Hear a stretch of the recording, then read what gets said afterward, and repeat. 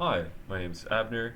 I am doing the first part for the design and analysis of reconfigurable systems homework 1, which requires us to design a 1-bit full adder using schematic entry and showing how we implemented this as well as that the adder works as expected. So following the instructions that I had here before that were provided to us, we open up Quartus Prime, then we'd have to create a new project wizard, go through those steps, uh, which choosing the correct cyclone 5 this, then we'd be able to create a block diagram / schematic file, which would open a blank file like this. Or I guess not like this. This is already generated, but once we have this, we'd be able to populate it with the correct symbols, such as the and twos, XORs, as well as the pens. Just as a quick example, we can just click OK and drop it and change the name that we need it. For some of the components that repeat, we are just able to, let me delete that. We'd be able to click Control C, Control V, and then we'd be able to route them by clicking on the edge and taking it over to the next symbol that it requires based on the full adder schematic. So the full design would look like this.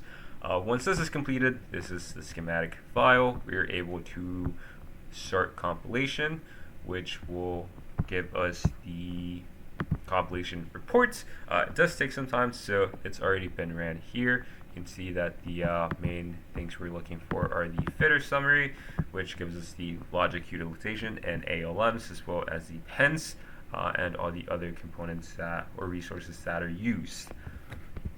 So once this is completed, the next step is to actually generate a Verilog file from this, which we do through the create HDL design from current file, and then add it to this.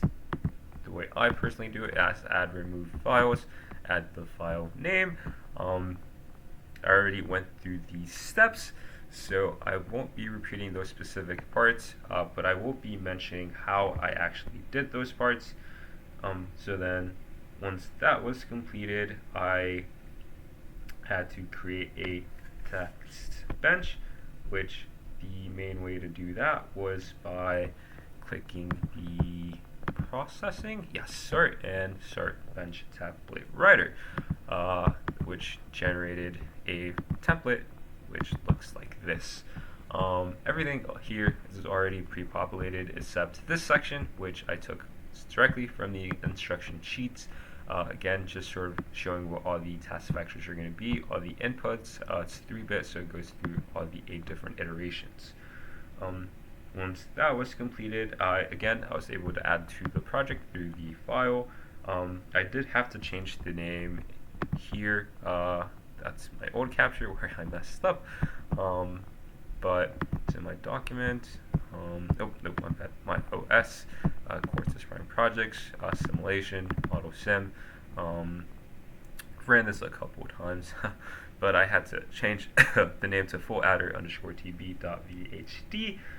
Once that was completed, again, I was able to finally run the simulation tool, which is located here. Run RTL simulation, which opened up Model Sim, which is what I use to actually run the simulation. Press compile, chose the correct file, click compile, and then I click done. Obviously, it's already been populated, so I won't mess with that again. I did want to show what it looked like before, just for reference. So this right here is the file that pops up. You click work, and then you have to click the full adder _VHD_test. Once you get that, you're able to open up this right here, and then you also have to click view wave, and then you can drag the variables onto the wave screen. Once you do that, you have to set the run length to 1 nanosecond and click run. Once you click run, it'll run what the tests bench determined, which in our case was going through 000, 001, and so on all the way to 111. And the outputs down here are C out and S respectively. I did already put these in a table for the homework that was required, so you can see our inputs and what the outputs were based on the waveform. So we had 0, 0 for row of zeros, and then 1, 1 for the row of ones. Intermediate 1, 0, 1, 1, which what we'd expect would be to get a sum of 0, and then that would give us a C out of 1. So the rest of the values, again, correlate to 1. A full adder is expected to output. So just to make sure that we went through everything, the 1-bit full adder was shown, as well as the schematic and how I implemented it by following the instructions, and that the adder worked as expected. The next part of this was to use the 4-bit adder in Verilog, or RTL entry, which Verilog or VHDL, which I don't believe I have to show a video, so I will end the video here. Thank you for your time.